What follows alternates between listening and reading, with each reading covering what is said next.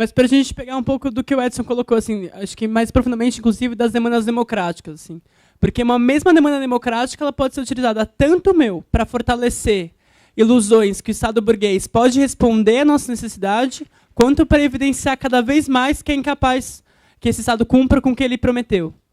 Isso a gente pode ver, por exemplo, com a reivindicação antiguíssima do Estado laico, que aqui no Brasil, se a gente for pegar um pouco ainda com o contexto nacional, da vinda do Papa e tudo mais, a gente vê o quanto isso, na verdade, pode ser utilizado tanto, para achar que um dia é possível o Brasil se desligar diretamente, dos setores mais reacionários, mais conservadores, e que, na verdade, a gente vai ver, hoje, dentro do parlamento, os setores conservadores são totalmente bem localizados e são base do governo Dilma. A gente pode partir tanto da questão da bancada evangélica com o Feliciano, que aprova leis como cura gay e ataca totalmente o direito das mulheres e dos homossexuais de se expressar livremente, quanto a gente pode ver também o projeto de lei do Nasturo, que é levantado por outro setor da igreja, da igreja não, mas das religiões, que é o espiritismo, e por outro lado a gente vê o que a Igreja Católica fez por centenas de anos com o povo negro, legitimando a escravidão e etc. Então, a articulação do governo com esses setores é uma forma de ter uma base concreta de atuação hoje na realidade. E é impossível a gente ver o governo brasileiro conseguir escapar disso, porque, ao mesmo tempo, para poder fazer isso, ele teria que ter uma fortaleza que ele não tem. Na verdade, a gente sabe que o governo brasileiro, pela especificidade do próprio sistema brasileiro, de como se formou e etc., é um sistema que acaba não conseguindo responder com uma forma independente essas questões. Então, nesse sentido, é importante ver como uma demanda democrática ela pode ter um caráter transicional, no caráter como o Edson colocou, de conseguir fazer uma discussão que, a partir de uma questão democrática, que poderia ter sido feito em épocas antes do capitalismo, ainda hoje pode fortalecer a nossa luta para explicar que o capitalismo não pode responder a isso. Então, são demandas que vêm antes do capitalismo e que o próprio capitalismo é incapaz de responder, e por isso é necessário ter um outro tipo de sociedade. Por isso é preciso buscar como conseguir construir uma sociedade socialista, como conseguir construir um outro tipo de sociedade. Se essa é incapaz de responder o que ela mesma prometeu, não tem como a gente ficar nela. Ao mesmo tempo que a gente pode pegar demandas democráticas como essa, a gente pode pegar a questão da repressão policial, que é bastante vigente no Rio de Janeiro, principalmente pelo conta das repressões que a gente viu, que tem um caráter muito mais opressivo. Não sei se vocês viram, mas tem vários vídeos circulando, inclusive, do tipo de armas que estão usando no Rio de Janeiro, armas de choque, armas sônicas, etc., que expressam, inclusive, o papel de fato que a polícia tem de reprimir a juventude e os trabalhadores e de manter o sistema capitalista bem protegido. Assim. Então, são demandas que a gente pode utilizar tanto para conseguir responder à nossa necessidade de fazer essa ponte, de mostrar que o capitalismo não serve para responder às necessidades dos trabalhadores, ou então pode deixar que os setores reformistas utilizem disso para conseguir dar novas ilusões e conseguir ter um novo fôlego para o sistema capitalista. Por isso que é importante conseguir ver como articular essas demandas e como colocá-las para as massas e para a juventude, porque se a gente não coloca isso, a gente acaba permitindo que outros setores coloquem, porque vazio político não vai existir. Então, nesse sentido, a gente conseguir pensar e tomar a frente e conseguir prever o que a gente pode levantar como programa é fundamental. Nesse sentido, poder pegar um pouco mais sobre as demandas transicionais que o Edson estava colocando, que eu acho que, inclusive, dar exemplos dela pode fazer a gente conseguir ter uma visão mais clara, né, de como utilizá-las. Assim. Uma das questões que a gente coloca com bastante força, que inclusive a gente levou para os atos que tiveram das mobilizações de junho, era a questão da estatização dos transportes públicos sem indenização aos grandes capitalistas, né, do transporte, sob controle dos trabalhadores e dos usuários. E qual que é a chave de levantar a questão sobre controle dos trabalhadores e usuários? Conseguir colocar e evidenciar que é possível que quem organiza a produção sejam os trabalhadores e que eles, por conta da relação cotidiana com o trabalho, de conhecer todos os problemas que tem, todas as qualidades que tem e a demanda que esse trabalho tem, só esse setor, de fato, que está ligado organicamente com o trabalho pode conseguir refletir qual a melhor forma de organizar esse trabalho. E conseguir levantar uma bandeira como essa, de querer que eles possam organizar, pouco a pouco vai conseguindo demonstrar que é possível não só organizar o transporte, mas organizar a sociedade de conjunto. E conseguir apontar de formas concretas e materiais para os trabalhadores e para a juventude de que eles podem, sim, organizar uma sociedade por inteiro a partir dos próprios trabalhadores e da juventude, é que a gente conseguir colocar mais claramente que é possível sim acabar com o capitalismo. E não ficar em discussões mais abertas, mais ideológicas, que acabam não expressando a realidade que isso pode ter. Então, conseguir concretizar de fato o programa de transição em demandas que façam ajudar a consciência a avançar, no sentido de explicar como é possível de fato transformar a sociedade e constituir um novo tipo de sociedade, é o que é elemento-chave de levantar uma consigna como essa. É o que consegue expressar de fato com uma força essa ideia de que é possível sim ter um outro tipo. Ao mesmo tempo que tem as demandas que ele vai colocar, que são as consignas de ação, que a gente pode levantar mais organizativas, né, mais de organização de conjunto, que conseguem também questionar essa questão. Quando a gente pega para ver a questão tanto dos comitês de fábrica como milícias operárias, a gente consegue deixar bem claramente que só é possível organizar de fato a luta dos trabalhadores, seja dentro das fábricas com comitês operários, ou a própria segurança dos trabalhadores com milícias operárias, é que a gente demonstra na prática como é possível de fato a gente se organizar e conseguir coisas mínimas como a própria segurança. E daí conseguir tirar a legitimidade que foi constituída por anos, que a polícia, apesar de ser repressora, apesar de uma hora ou outra mostrar que faz parte de toda uma corrupção interna, etc., ainda pode responder à segurança das pessoas, mostrar claramente que não. Que a polícia, na verdade, faz a segurança do patrão, que faz a segurança dos grandes empresários, que protege a propriedade privada, que protege que não surja questionamentos como teve no junho desse ano. Então, de fato, conseguir apontar como a única forma de conseguir se proteger de fato seria a organização dos próprios trabalhadores armados, é uma forma de conseguir materializar cada vez mais que é possível, sim, ter um novo tipo de sociedade. E aí conseguir combinar quais são as consignas que a gente pode levantar tanto para agora e ter um caráter mais transitório, no sentido de ação prática, e consignas também mais transitórias, mas que tem um caráter mais de propaganda, de conseguir colocar nossas ideias revolucionárias à frente, conseguir explicar para as pessoas quais que são nossas propostas, então. Então, se não queremos a polícia, o que a gente quer? Se a gente não quer a polícia para responder à segurança, o que a gente propõe? E, nesse sentido, o programa de transição ele consegue colocar demandas concretas para responder essas questões. Colocar as milícias operárias é um programa concreto que a gente coloca para conseguir proteger a população e, inclusive, conseguir manter a revolução adiante, conseguir manter o processo adiante. Porque se a gente for contar com a polícia, que é organizada pelo Estado, que a gente sabe que, como o Marx mesmo colocava, é o lugar de conseguir gerenciar os lucros da burguesia, de fato conseguir organizar todos os trabalhos que a burguesia tem nas fábricas, etc., a gente sabe que não pode contar com esse setor. A gente sabe que de onde vem esse setor é impossível a gente conseguir contar com ele. Então, nesse sentido, conseguir pensar essa articulação das consignas de uma forma que consiga ter uma clareza de uma forma educar os trabalhadores e a juventude dos seus próprios métodos de luta, que não são novos, não são inovações, mas, na verdade, são parte de como a luta da juventude e dos trabalhadores foi se constituindo ao longo do capitalismo e conseguir retomar isso, tanto para evidenciar, por outro lado, que é possível sim ter um outro tipo de sociedade, a partir de lições concretas, a partir, na verdade, de consignas concretas que a gente possa levantar. Não, eu acho que é isso, e porque a Virginia estava falando do exemplo da questão da estatização primeiro, né? Porque é o que a gente estava falando, né? Por exemplo, você tem... Uma coisa seria você chegar e apresentar um programa pronto que responda de A a Z a todos os problemas que tem a população no capitalismo, etc, etc, etc. Né? Agora, outra coisa é buscar a ponte concreta. Tudo bem, as pessoas estavam lá, 20 centavos ou não 20 centavos. Inclusive, a contradição entre o anseio por uma mudança maior e a questão concreta de que o que movia as mobilizações eram os 20 centavos, era a revogação do aumento, era tão grande essa angústia que o próprio movimento começou, em todo momento, a levantar cantos dizendo isso. Não é os 20 centavos, não é os 20 centavos, não é os 20 centavos. Só que deu para ver, inclusive se a gente vê o papel que a mídia conservadora teve, que fazer uma demanda difusa, não é só os 20 centavos, é saúde, educação, o fato de colocar palavras abstratas, gerais, genéricas, não foi o que conduziu o movimento realmente a um questionamento mais profundo da situação. Então, o que o programa de transição, no nosso entender, fornece como método, é uma forma de buscar concatenar as coisas, para que o próximo passo do movimento surja necessariamente do momento anterior.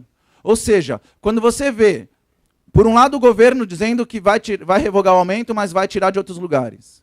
Por outro lado, você vê o governo dizendo que a própria mídia burguesa, denunciando as máfias dos transportes, como que funciona, as fraudes, as licitações forjadas, etc., etc. A própria mídia burguesa, inclusive, chamando de máfias do transporte, esse setor. E o governo dizendo que não vai tocar um centavo do lucro dessas máfias. O governo lá e diz assim, não. Vamos garantir, então, o lucro é sagrado. O que vamos fazer é tirar de outros investimentos do Estado, ou seja, tirar da população para poder revogar o aumento e manter essa questão. Então, por exemplo, disso diretamente discutir a estatização do transporte é fundamental. Agora, tem uma questão, então, que entra aí no meio, e o programa de transição dá esse elemento, que é, então vamos fazer o seguinte, vamos abrir os livros de contabilidade dessas empresas. Porque a discussão sobre quanto custa o salário mínimo, sobre quanto, qual aumento vai ter para os aposentados, isso aí é feito em praça pública. Agora, na hora de discutir os lucros, a contabilidade, quanto dinheiro os empregados sugam do Estado e do bolso de cada trabalhador, e quanto eles dão em retorno. Essa hora não, tem um sigilo que para a população está trancado a 7 chaves essas informações. De vez em quando vaza uma coisa aqui, outra ali, quando os burgueses, um contra os outros, na sua disputa, fazem denúncias que, como vocês viram agora, a Siemens, que participou de todas as licitações fraudulentas do metrô, agora sai porque perdeu uma, ficou fora da jogada, sai dizendo que, não, vocês têm que ver como é tudo forjado, é tudo fraudulento. Por quê? Porque os outros ganharam e eu fiquei de fora, mas quando eles estavam dentro não tinha problema. Isso é o que acontece em todos os setores do capitalismo. Não é só no transporte, a gente sabe disso. Agora, colocar a demanda, então, claramente. Exigimos, então, os trabalhadores exigem a abertura dessa contabilidade. Que toda a sociedade possa conhecer e que os trabalhadores, em primeiro lugar, do próprio setor de transporte, sejam os primeiros a ter acesso a isso e dar uma resposta a essa questão. É ou não uma questão chave para poder ganhar um apoio geral da população para a necessidade de dar o passo seguinte, que é estatizar. Que é, então, dizer, espera aí, não pode ser que o Estado, então, vai intervir para manter o lucro desses setores que eles mesmos chamam de máfia. Não pode ser isso. Então, por que o transporte tem que servir para dar lucro para esses setores mafiosos? Sendo que é uma demanda social que não tem como evitar e que o próprio Estado, os próprios trabalhadores podem organizar de outra forma e de forma melhor. Então, essa é uma questão vital, né? Vocês sabem aqui, muitos aqui, eu vou dar uma breve digressão, mas acho que não vai ser perdida. Muitos aqui devem conhecer o exemplo de uma fábrica chamada Zanon, Cerâmica Zanon, no sul da Argentina. O empresário queria simplesmente fechar a fábrica e colocar os trabalhadores na rua. Os trabalhadores falaram, não, vamos ocupar e colocar para produzir. Agora, o fato dos trabalhadores não terem se limitado a ocupar a fábrica e colocar para produzir, mas de ter, sim, feito questão de abrir os livros de contabilidade da empresa, de mostrar para toda a população, para todos, trabalhadores ou não, indígenas, desempregados, estudantes, juventude, donas de casa, explicar para todo mundo quanto o governo argentino, o Estado argentino, ou seja, o trabalhador que paga imposto, tinha dado para aquele patrão, ao longo de anos, bilhões, e que, quando ele viu uma situação melhor de fechar a fábrica para poder jogar esse dinheiro em negócios especulativos na Bolsa, o patrão acha que pode sair assim. O fato dos trabalhadores terem colocado isso claramente, exigido isso, conseguido as contas e mostrar para todo mundo, fez com que a causa dessa fábrica deixasse de ser a causa de 300 trabalhadores que tinham lá dentro e se transformasse numa causa popular de massas no sul da Argentina, em Neuquén, que era a província. Ao ponto de que nas escolas secundárias, nas escolas primárias da região, tinha professoras que davam como atividade de sala para os alunos fazerem um desenho em apoio aos operários de Zanon. E depois os trabalhadores puderam fazer exposição com isso. Ao ponto de que a central sindical burocrática da região, com uma direção totalmente pelega, como a gente chama aqui no Brasil, foi obrigada, pelo nível de pressão nas bases, a uma vez que o Estado argentino, que a província, o governador, ameaçou mandar a polícia para arrancar os operários que já estavam ocupados e já estavam produzindo, a central burocrática foi obrigada, a contragosto, a chamar uma paralisação em toda a província, ou seja, em todo o Estado, seria aqui no Brasil, para impedir. E isso foi suficiente para que a polícia nem sequer fosse... foi só um oficialzinho de justiça lá, tem até um filme que mostra, com uma cartinha pedindo para eles saírem, obviamente não saíram e continuam até hoje lá. Agora, isso por quê? Porque esses trabalhadores armados desse método do programa de transição conseguiram conquistar um verdadeiro apoio popular, criar uma comoção popular em torno disso. Então, essa é a questão.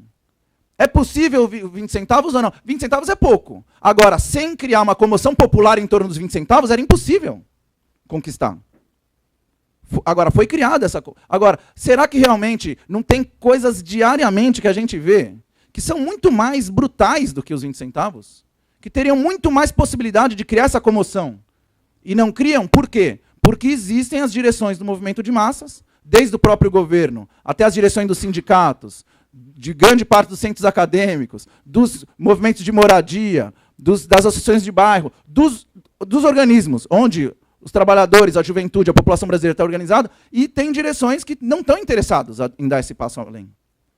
Então, é preciso justamente superar essas direções, é preciso justamente que todas essas organizações sejam retomadas para a luta e outras novas sejam criadas, mas com uma perspectiva clara.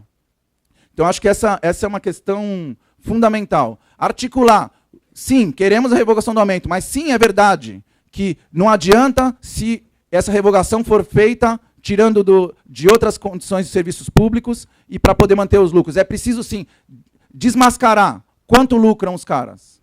Quanto lucram com cada Dona Maria que tem que ficar esmagada dentro do ônibus, ou então esperando 2 horas na tarde de domingo, porque não se sabe se o ônibus vai passar ou não vai passar. Quanto lucra a máfia do transporte com isso? Então essa é uma questão fundamental. Abrir isso aí. E aí disso aí, eu acho que é um passo mais perto. Entender que é preciso estatizar os transportes. Agora, estatizar na mão do Geraldo Alckmin e do Haddad? Ou estatizar como parte de um plano para que os trabalhadores do setor de transporte, junto com quem usa, façam um plano racional. Façam um plano racional. Que linhas tem que ter? Da onde para onde? Quantos a cada hora? Quantos de cada dia da semana? É uma coisa que eu acho que é elementar. Muitos aqui estudam na USP. Vocês podem ver. Quem estuda na USP sabe. Passa um ônibus vazio das 8 às 9 da noite, depois às 11 horas da noite, que é a hora que termina a aula, é impossível entrar dentro do ônibus. Quem usa sabe quando precisa ter e como e quanto. Então, os trabalhadores e os usuários, essa aliança operária e popular é fundamental. Alguém acha que o trabalhador do metrô ganha alguma coisa a mais pelo fato de que a pessoa tem que pagar R$3, inclusive o vale transporte, se o cara está com um amigo, não pode passar 2 vezes, porque ele passa uma vez e fica bloqueado meia hora para ele não poder passar o outro. O trabalhador do metrô não tem nada a ver com isso. Isso só serve aos interesses do governo e dos capitalistas. Então, ter um programa que vai dialogando com essas questões e vai colocando, porque se os trabalhadores entendem, se a população de conjunto vê, que no caso dos transportes, se os trabalhadores e usuários tomassem na sua mão o controle, impusessem ao Estado capitalista a estatização, porque o Estado prefere que seja a privatização, né? É o que a gente está vendo. O Estado capitalista serve para gerenciar os negócios burgueses dos capitalistas, por isso ele está a serviço de privatizar cada vez mais. Agora, se os trabalhadores conseguem mostrar que, no caso dos transportes, a estatização sob controle operário é vital, é a única forma de realmente, para a questão do setor de transportes, e além da revogação do aumento dos 20 centavos, se eles conseguem mostrar isso, é um passo enorme para mostrar que não é só no transporte. E na educação? A situação dos professores? E na saúde? A situação dos médicos, dos enfermeiros? E em todos os setores, todos os serviços públicos. Então, por que a gente vai se contentar com a miséria do possível dessa sociedade capitalista que, nos momentos de bonança, oferece essa miséria que a gente está vendo aqui? E nos momentos de crise oferece o que a gente está vendo na Europa, de 50% de desemprego na juventude ou mais em países como a Espanha, que não é qualquer país pequeno. Então, eu acho que essa é uma reflexão que é muito importante a gente fazer. A gente ainda tem algumas coisas para colocar nessa exposição inicial. Nossa ideia não era cansar muito nessa exposição inicial, porque queremos realmente que a gente possa conversar sobre esses temas. Porque eu acho que quase todo mundo aqui, se não todo mundo, participou de alguma forma das manifestações e sentiu essa contradição que a gente está falando, entre esse desejo de mudança e uma manifestação que ainda estava por uma questão muito pequena. Agora, a questão é como ligar essas duas coisas. Eu acho que o que a gente está discutindo aqui do programa de transição, eu queria só finalizar essa questão que eu estou colocando, dizendo uma coisa, principalmente para quem estava na sexta passada. Na sexta passada a gente falou uma coisa muito importante, que é o seguinte: o programa de transição não pode ser entendido de forma dogmática. Ou seja, ele não é uma receita pronta que você vai lá, repete e ele abre as portas para a revolução. Ele é um método, ele é uma forma de compreender que tem que ser mediada pela sensibilidade que nós temos que ter, de pensar com a nossa própria cabeça e de sentir também a situação objetiva, a consciência das pessoas e que demandas podem fazer essa consciência avançar e o movimento avançar. Agora, eu queria falar um outro lado da coisa, de porque também a gente não pode ser dogmático na leitura do programa de transição. Não é só no sentido de que ele não é um receituário pronto com fórmulas para atuar para frente. Eu também queria dizer outra coisa. Ele também tem que entender de forma não dogmática no seguinte sentido. O programa de transição, por mais que o Trotsky fosse genial, isso acho que quem conhece a obra dele sabe, a obra, não só o que ele escreveu, mas a obra de vida, ele não é produto simplesmente da genialidade do Trotsky. O programa de transição, por sua vez, se ele não tem que ser usado de forma dogmática, por sua vez, ele também não é um dogma que surgiu, uma ideia que surgiu na cabeça de um pensador. Ele é uma condensação,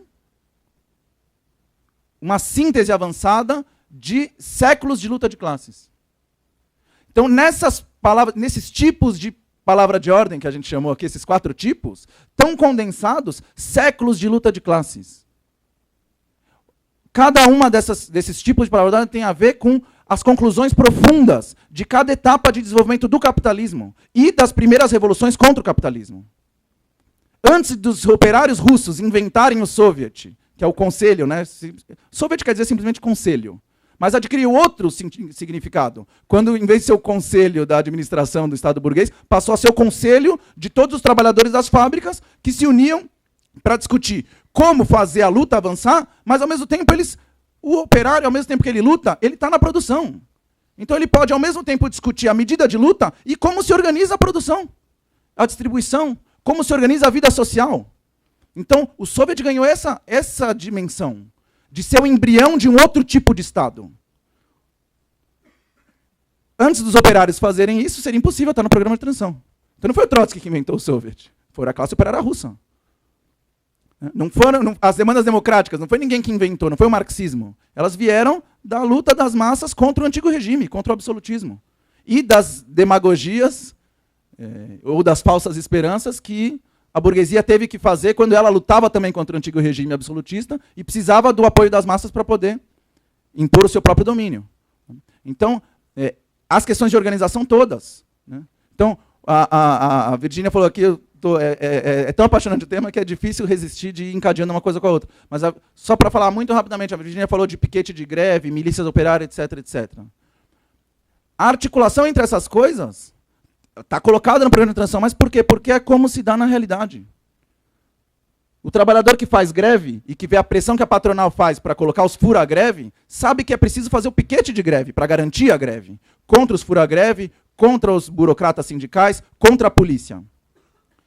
Agora, justamente quando a situação se acirra, o piquete de greve, se ele não for capaz de se autodefender, aquele mesmo bandinho de brutamonte que foi lá na Paulista tentar colocar medo na esquerda, pode muito bem se voltar contra um piquete de greve e dissolver um piquete de greve e derrubar uma greve. Então, o piquete de greve, para poder cumprir o seu papel, precisa pensar a questão da autodefesa. E a questão da autodefesa leva à questão da milícia, etc, etc. Então, não vou me estender tanto aqui, mas em cada aspecto do que a gente falou, eu acho que tem uma lógica, um método por trás, que Que eu acho que é justamente o que eu acho que seria um grande debate se a gente conseguir começar hoje e seguir fazendo no próximo período. Espera aí.